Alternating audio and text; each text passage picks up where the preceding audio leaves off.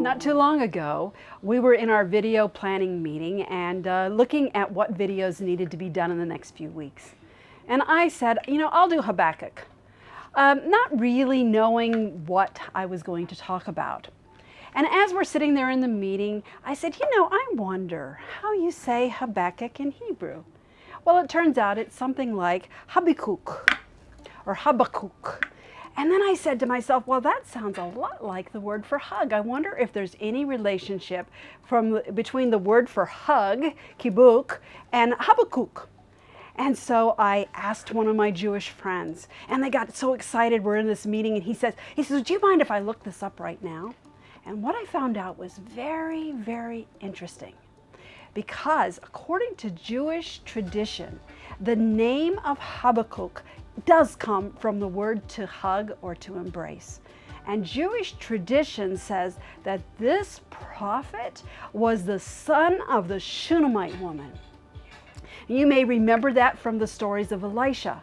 And this boy, the boy that died and Elisha brought back to life, is thought to be the prophet Habakkuk.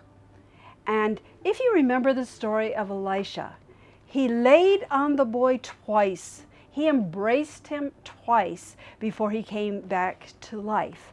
And so when you think of this name, when you think of Habakkuk, when you think of Habakkuk, I want you to think about the idea that God embraces us and it brings life. Now, the book is a burden. In fact, that's what the first verse says. The burden which the prophet Habakkuk saw. It is a book of judgment. God sees the wrongdoing of the Jewish people, of the people of Judah, and he says, I am going to bring judgment. And I'm going to use the Babylonians to really take you into captivity and to really bring destruction, terrible, terrible times. And all of those prophecies are in here. And the prophet has the audacity to question God. Why would you do this? And why would you use the evil Babylonians to do so? And as I'm reading this, I thought how like today that is. How like today when God is trying to get our attention, when many are saying that there's judgment coming, when many are saying these are the worst of times, when we think that it's never been experienced before, and we question God. How alike we are to Habakkuk, who questioned God and said, why are you doing it this way? Why do you allow the righteous? Why do you allow your covenant people to be come at by these evil people? And God does answer Habakkuk, and I hope you'll read the book to see all the answers, but God does not relent. He still judges. Babylon still takes Judah into captivity. And we know from other scriptures and other teachings we've done that they will stay in captivity for 70 years. It will be a time of great trial and testing. And today, as I'm doing this video, the world is watching what is happening in Afghanistan. And we're all praying for the believers there who are now getting threats from the Taliban. And hard times are here for the Christians in Afghanistan. Tough times are here for the entire world as we suffer under a pandemic, wars and rumors of wars. And it is difficult times, just like the prophet Habakkuk lived through. So I want to go to the very end of Habakkuk and read something to you, because I think it's important for us today. It says this in chapter 3, verses 17 to 19. Though the fig tree may not blossom, nor fruit be on the vines, though the labor of the olive may fail, and the fields yield no food, though the flock may be cut off from the fold, and there be no herd in the stalls, yet I will rejoice in the Lord. I will joy in the God of my salvation. The Lord God is my strength. He will make my feet like deer's feet, and he will make me walk on my high hills. So what is the prophet saying here? He's saying even if we starve, even if everything falls away, even if there's no fruit to eat, there's no food, the flocks are not a source of food for us because they've dried up, even so I will trust in God.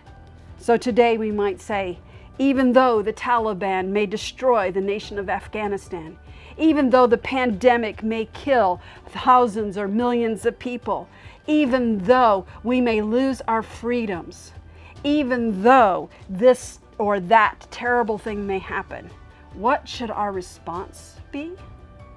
Like the prophet Habakkuk, yet, even so, even if everything becomes the worst, even if inflation becomes hyperinflation, even if we can't afford the things that we normally would buy, even so, I will rejoice in the Lord. It's a choice.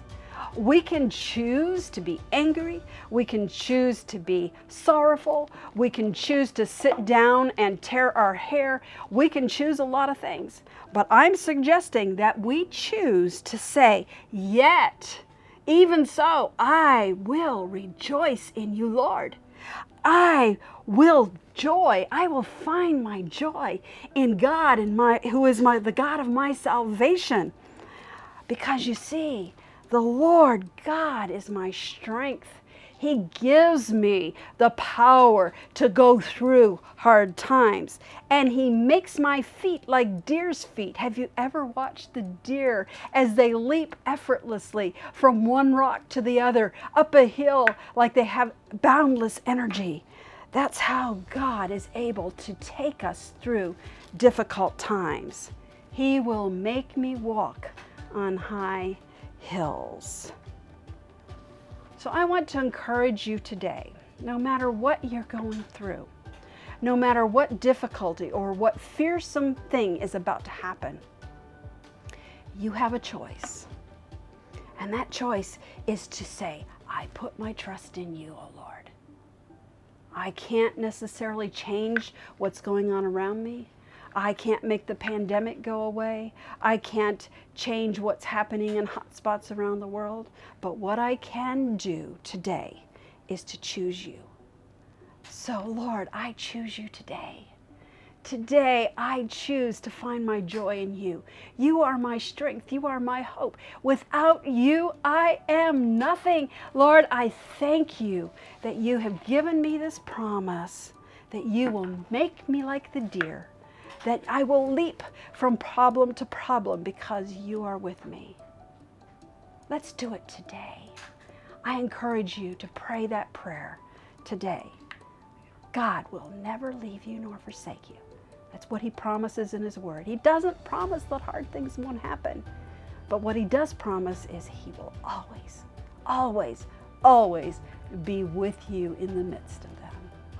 So shalom from Jerusalem. And don't forget the hug. God is hugging you no matter what you're going through.